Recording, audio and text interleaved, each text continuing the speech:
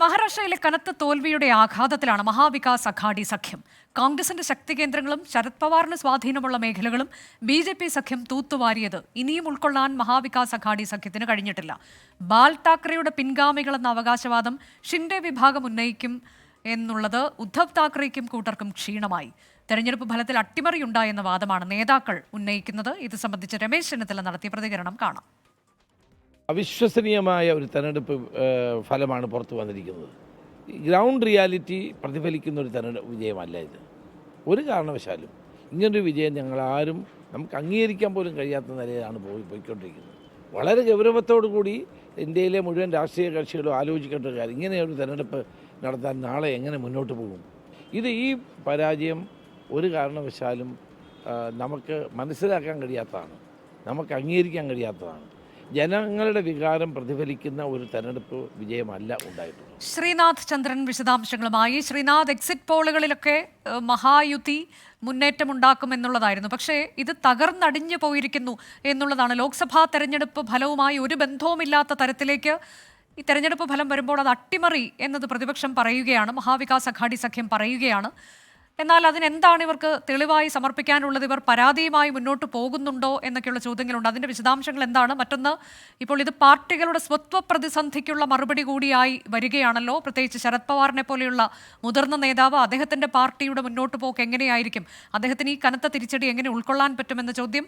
മറ്റൊന്ന്, ഉദ്ധവ് താക്കറെ പക്ഷത്തിനുണ്ടായിട്ടുള്ള തിരിച്ചടി.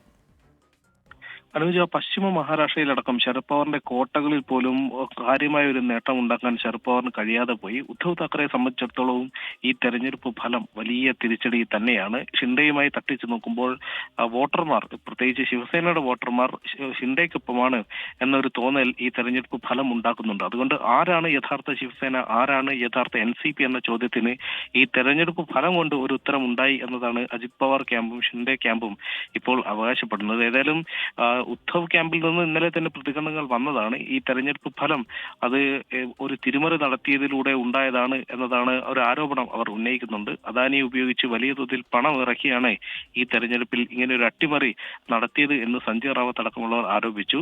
NCP ശരത് പവാർ ക്യാമ്പിൽ നിന്ന് ഏതെങ്കിലും തരത്തിലുള്ള പ്രതികരണം വന്നിട്ടില്ല. ഇന്നിപ്പോൾ കോൺഗ്രസിൽ നിന്ന്, കോൺഗ്രസിന്റെ സംസ്ഥാനത്ത് തെരഞ്ഞെടുപ്പ് ചുമതല ഉണ്ടായിരുന്നത് രമേശ് ചെന്നിത്തലയ്ക്കായിരുന്നു. AICC അദ്ദേഹത്തെയായിരുന്നു ഇവിടെ ചുമതലപ്പെടുത്തുന്നത്. അദ്ദേഹം പോലും ഇപ്പോൾ പറയുന്നത് ഇത് വിശ്വസിക്കാൻ കഴിയുന്ന ഒരു യാഥാർത്ഥ്യവുമായി ഒരു തരത്തിലും ഒത്തുപോകാത്ത ഒരു തെരഞ്ഞെടുപ്പ് ഫലമാണ് ഉണ്ടായത് എന്നതാണ്. അതുകൊണ്ട് ഈ കാര്യത്തിൽ വിശദമായ ഒരു അന്വേഷണം പാർട്ടി എന്നുള്ള നിലയ്ക്ക് നടത്തും എന്നതാണ്. AICCക്ക് ഇതുമായി ബന്ധപ്പെട്ട ഒരു റിപ്പോർട്ടും കൊടുക്കും. അതിനപ്പുറത്തേക്ക് തെരഞ്ഞെടുപ്പ് കമ്മീഷനെ സമീപിക്കുന്ന അടക്കമുള്ള വിവരങ്ങളൊക്കെ തന്നെ ഇനി നമുക്ക് ലഭിക്കേണ്ടതുണ്ട്. അത്തരം ഒരു തീരുമാനം ഇതുവരെ അവർ അറിയിച്ചിട്ടില്ല. ഏതായാലും BJPയെ സംബന്ധിച്ചിടത്തോളം സംസ്ഥാനത്ത് അവരുടെ ഏറ്റവും മികച്ച ഒരു പ്രകടനമാണ് നടത്തിയത്. ഒപ്പമുള്ള സഖ്യകക്ഷികളും അതിനൊത്ത പ്രകടനം നടത്തി. ഏതായാലും ഇനിയിപ്പോൾ സർക്കാർ രൂപീകരണ ചർച്ചകളിലേക്ക് കടക്കുകയാണ്. ആരാകും? അതെ, ആ സർക്കാർ രൂപീകരണ ചർച്ചകൾ എന്നുള്ളതും വളരെ നിർണായകമാകാൻ പോവുകയല്ലേ സഖ്യത്തെ സംബന്ധിച്ചിടത്തോളം. അജിത് പവാറിനെ മുഖ്യമന്ത്രിയാക്കണമെന്നൊരു ആവശ്യം ഇന്നലെ തെരഞ്ഞെടുപ്പ് ഫലം പുറത്തു വന്നതിന് തൊട്ട് പിന്നാലെ ഉയർന്നു വന്നിരുന്നു. എങ്ങനെയാകും ഇത്? ദേവേന്ദ്ര ഫട്നാവിസ് തന്നെയാകും മുഖ്യമന്ത്രി എന്ന് BJP വ്യക്തമാക്കുകയും ചെയ്തിട്ടുണ്ട്. അങ്ങനെയെങ്കിൽ ഏത് തരത്തിലേക്കുള്ള അനുനയ ശ്രമങ്ങൾ നിലവിൽ മഹായുതിയിൽ നടക്കുന്നുണ്ട്? അതിന് അജിത് പവാറിനെ അനുകൂലിച്ചുകൊണ്ട് മുംബൈയിൽ പലയിടത്തും ഇപ്പോൾ ഫ്ലെക്സ് ബോർഡുകൾ കാണാൻ കഴിയും. ഒറ്റയ്ക്കുള്ള നേതാവ് എന്നാൽ വിജയിച്ചു എന്നതാണ് ആ ഫ്ലെക്സ് ബോർഡിൽ എഴുതിയിട്ടുള്ള വാക്കുകൾ. പക്ഷേ അജിത് പവാർ ക്യാമ്പിൽ നിന്ന് ഒരു മുഖ്യമന്ത്രി പദത്തിലേക്കൊന്നുമുള്ള ശക്തമായ ഒരു ആവശ്യം ഒരു ഘട്ടത്തിലും ഉയർന്നു വന്നിട്ടില്ല എന്നതാണ് യാഥാർത്ഥ്യം. അദ്ദേഹം ഉപമുഖ്യമന്ത്രിയെ തന്നെ സർക്കാർ രൂപീകരിച്ചാലും തുടരും എന്നതാണ് അറിയുന്നത്.